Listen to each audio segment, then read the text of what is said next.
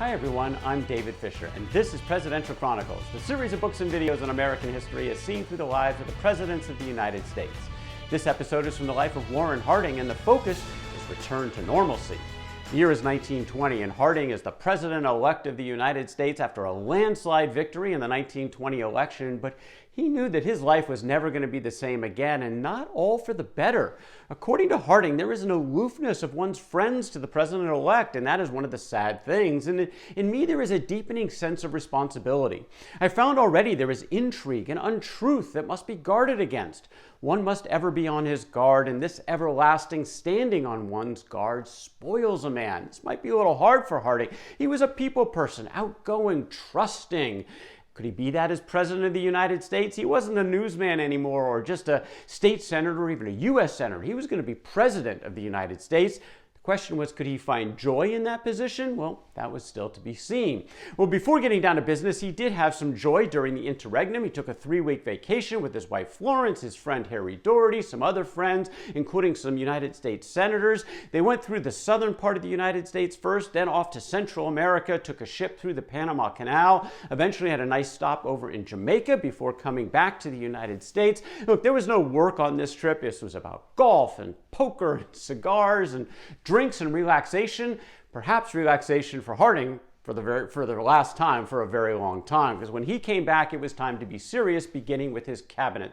His cabinet selections, he knew his own strengths, but also his own weaknesses, and for that, he decided he wanted what he called the best minds in the country to come together and be his senior advisors, and for that, he started with Secretary of State and Charles Evans Hughes. Hughes had been the governor of New York, he had been an associate justice on the Supreme Court, and he had been the candidate for president for the Republicans in 1916. He was a bit of an internationalist already, and Hughes was pleased to accept when Harding offered him the appointment as Secretary of State.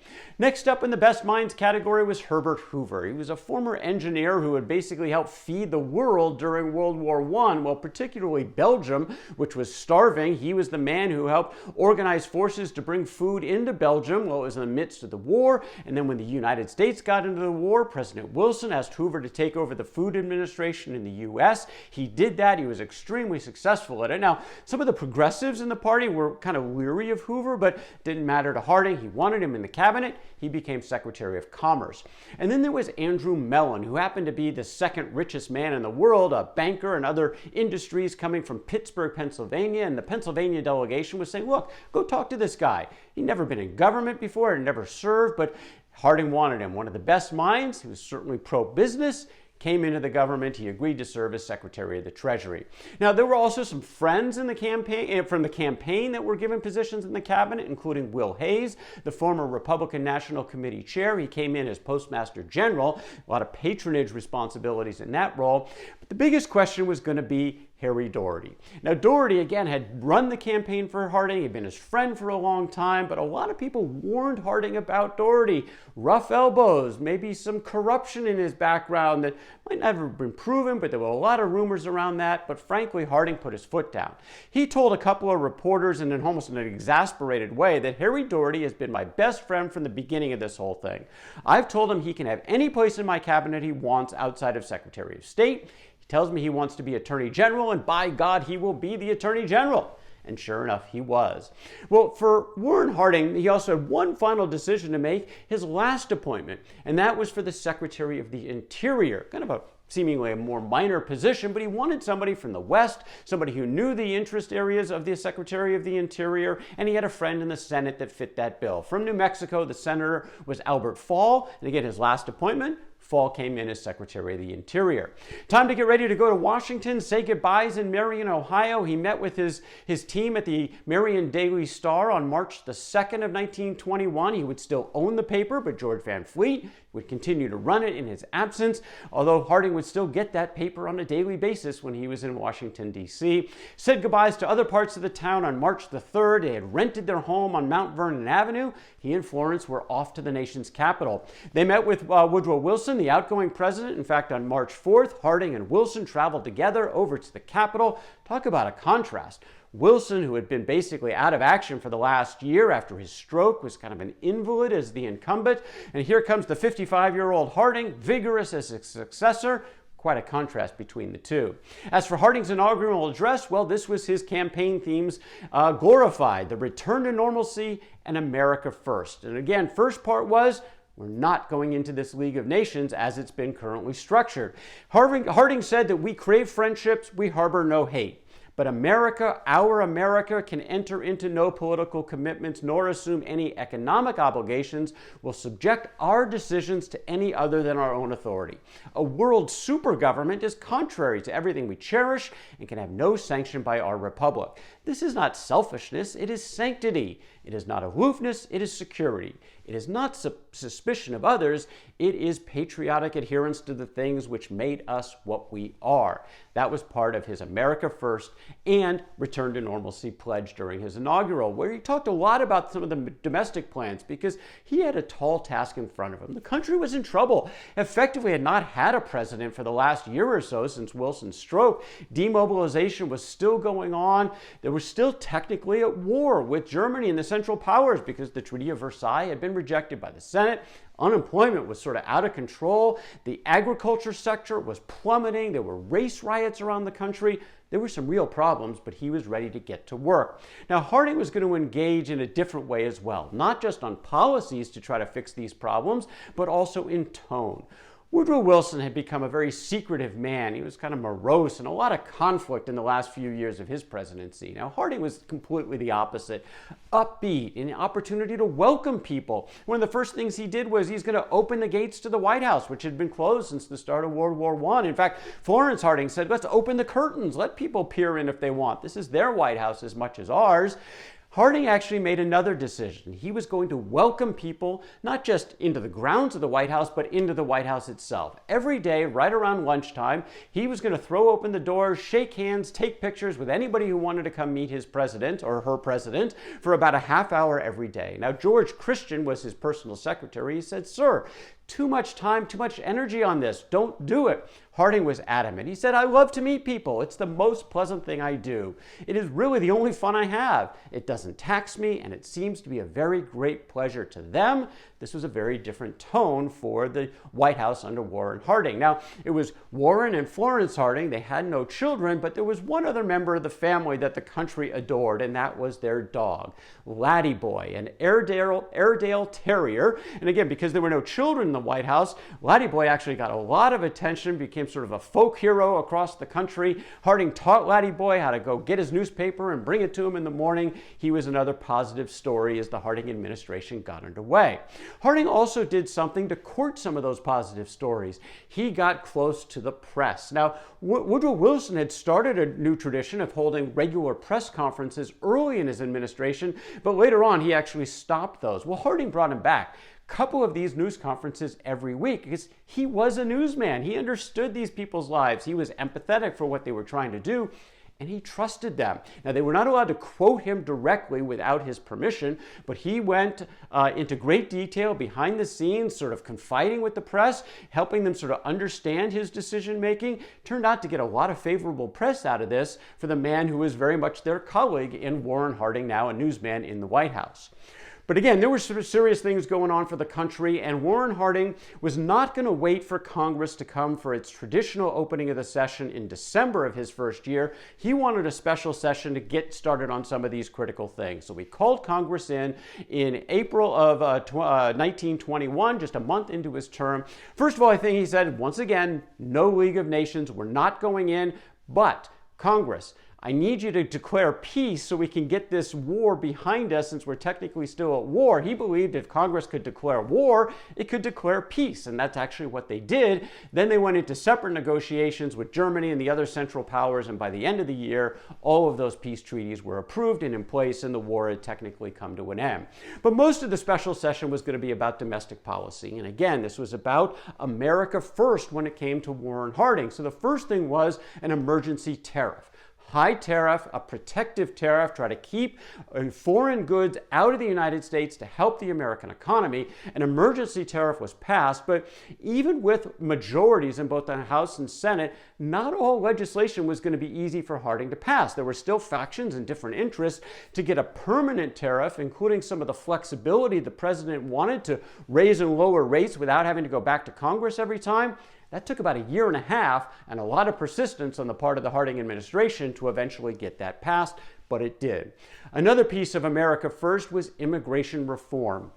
His goal, and a lot of people in the country, was to cut the number of people coming into the country to help the American worker. And a big part of the challenge in the United States were the low-cost labor, some of the uneducated folks who were willing to work for practically nothing coming out of Eastern and Southern Europe. Well, they changed the rules as part of the immigration reform in 1921, so not only to limit the number of people coming in, but to really gear it toward the western and northern parts of Europe. They were allowed to have more people, Southern Europe, Eastern Europe, non-Europeans who were considered to be the ones who were really going to drive wages lower in the labor market. They were really left out. Look, in 1921, on June 30th, there had been a year in which 805,000 immigrants had come into the United States. Over the next 12 months, that number fell less than half to 309,000. And again, they were much more geared toward Western and Northern Europe. The following year, again, similar numbers. So part of that America First campaign was to help protect American workers with a tariff and also reduced immigration.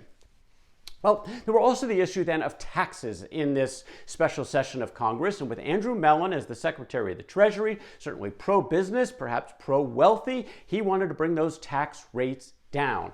And Warren Harding agreed with this, but again, there was a lot of back and forth with Congress. They did bring rates down, particularly around the excess profits taxes that had been passed during the war that, frankly, the administration thought they didn't need anymore. Those tax rates came down, but not as much as Mellon wanted, not even as much as Harding wanted, but they compromised, and at least they did start to come down.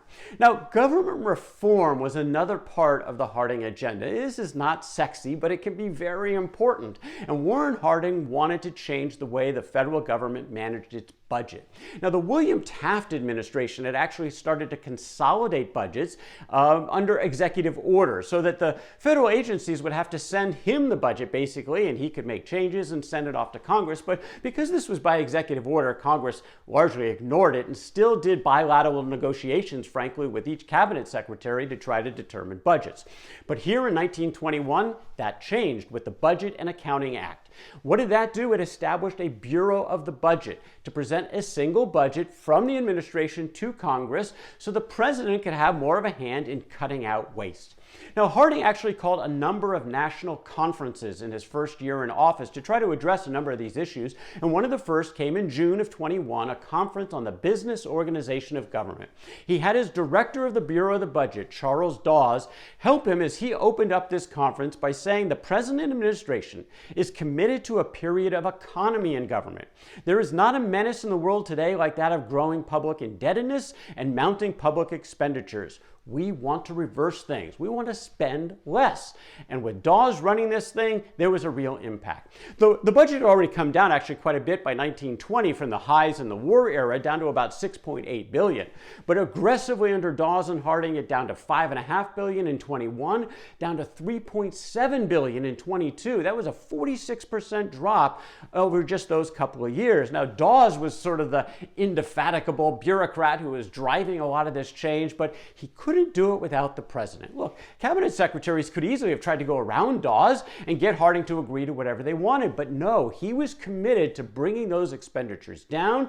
The average American person didn't really care about this that much. He didn't get a lot of credit for it, but this was real, lasting, impacting reform by changing the way the federal government managed its budget and was true in evidence, bringing down those budgetary expenditures by the U.S. government in those first couple years in office.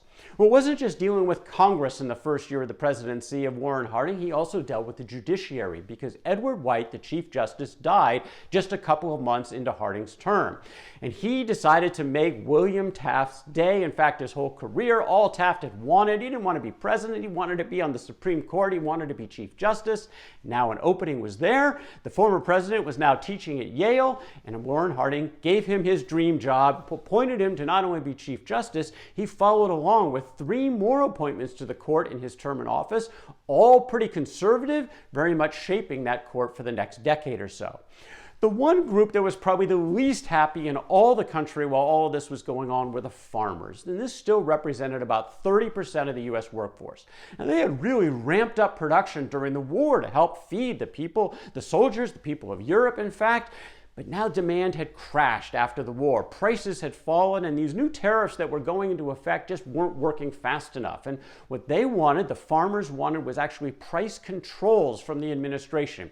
And here Warren Harding said no. He thought this was too far. According to Harding, the government paternalism, whether applied to agriculture or to any other of our great national industries, would stifle ambition, impair efficiency, lessen production, and make us a nation of dependent incompetence. The farmer requires no special favors at the hands of the government. All he needs is a fair chance. So kind of tough love initially, and the farmers weren't very happy about it, but this was the political ideology and philosophy of Warren Harding. Unemployment. This was another area that was a real problem, and the next conference that Warren Harding had with his Commerce Secretary, Herbert Hoover, helping to call forward 300 delegates from across the country.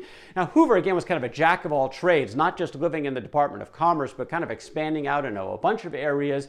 This was a real problem that he and Harding were trying to address. Full employment was basically the case during the war, but now unemployment had reached about 12%, with about 5 million Americans out of work. The question was, again, what was the role of the federal government? And for Warren Harding, kind of like in agriculture, he thought it was limited. According to Harding, I would have little enthusiasm for any proposed relief which seeks either palliation or tonic from the public treasury. You weren't going to get unemployment payments from the federal government. You were going to get policies that were going to try to boost employment. And in fact, he actually made a pretty big difference. Those tariffs, the immigration reform, the tax reform, return to normalcy, America first, really had an impact. And unemployment went from 12% over the next year down to 8%, and the next year it was under 4%. Pretty dramatic change under Warren Harding. Another domestic issue of importance was race. There was a lot of conflict with returning troops. They wanted their jobs back, conflict with blacks who had taken over some of those jobs. There was resentment, there were race riots, and there were lynchings going on when Warren Harding took over. Now, he had very little record on civil rights prior to becoming president of the United States, but he decided to put his feelings and his thoughts not only on paper but in person. Became the first president to go into the South since the Civil War to actually talk about civil rights. The speech took place in Birmingham, Alabama on October the 26th. There were 30,000 people in attendance, 20,000 whites who were segregated from the 10,000 blacks who were there to hear their president talk. Now, Harding had an interesting take on race. He understood in his mind that there were differences between the races, and therefore he understood the notion of social segregation. At the same time, he did not want and would not stand, he said, for discrimination at the ballot box politically or in economic circles for blacks in the market. So he was trying to look at the different aspects of this. And he said in Birmingham, politically and economically, there need be no occasion for great and permanent differentiation, for limitations of the individual's opportunity, provided that on both sides there shall be recognition of the absolute divergence in things social and racial. Natural segregation should be accepted, satisfying natural inclinations and adding notably to happiness and contentment. Racial amalgamation there cannot be. So what was the reaction to this speech? Well, it was completely mixed. Some condemned, some praised, some thought it was bold, that at least he would make a statement. Even in the black community, some thought that this was progress. Others thought it was actual heresy, that he was still keeping the black man down by supporting social segregation. This was the stance of Warren Harding at the start of his administration, but not a lot came from it. There was very little follow-up, very little legislation on civil rights during the course of his administration. The last major domestic issue to deal with at the very beginning was Prohibition. The 18th Amendment had passed, and that meant no more sale or consumption of alcohol anywhere in the United States, including on the White House. Now, Warren Harding was a social drinker. He was also the president. He was there to enforce the law. So where did he stand on Prohibition? Well, he said Prohibition is a constitutional mandate, and I hold it to be absolutely necessary to give it a fair and thorough trial. But maybe not in the White House. As he decided, he had a lot of parties in the White House in terms of his own relaxation, poker parties where he would serve drinks. In fact, one day he had a reporter, Mark Sullivan, over, and they were actually talking in the downstairs area of the White House about Prohibition. And frankly, Harding got exasperated. He said, you know what, Mark, let's go upstairs and have a drink and talk about this. And he said that we both think we ought not to drink in the White House, but we feel that our own bedrooms are our own house, are our house, and we can do as we like here. Notwithstanding, this is one of the most blatant constitutional violations, direct violations by any president in American history. He did serve alcohol in the White House on a pretty regular basis, especially in those evening get-togethers. Boy, this is a very busy first few months for Warren Harding. He stuck to his America First agenda, that return to normalcy, starting to make progress, especially in the economic world. But his focus wasn't just on domestic issues. He also had international concerns. In fact, his biggest accomplishment as president was likely in the international arena. But that's the story for another day. That is Warren Harding and the Return to Normalcy from the life of Warren Harding. For more Presidential Chronicles, check out my books on Amazon.com and don't forget to subscribe to my YouTube channel. Until next time, I'm David Fisher and this is Presidential Chronicles.